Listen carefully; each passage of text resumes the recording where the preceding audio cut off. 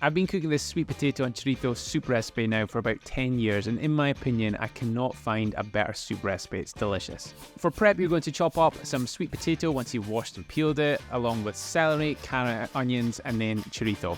Now, I'm going to cook this in the slow cooker. It is my favourite way of doing soup at the moment because you just bung it all in and leave it. You don't need to keep stirring it and it doesn't like steam out your kitchen. So I'm going to do it in the slow cooker. So in order to do that, I'm going to fry everything in a frying pan. But if you're doing this, just in a big soup pot, then obviously use that.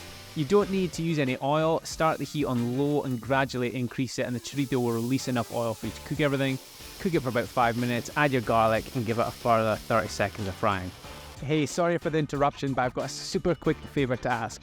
If you could either click like, drop a comment below and let me know what you think of this recipe, or subscribe, I would really appreciate it. It has got absolutely nothing to do with my ego. It just means that if you interact with this video in some way, YouTube is more likely to show it to others so that more people get a chance to cook my recipes.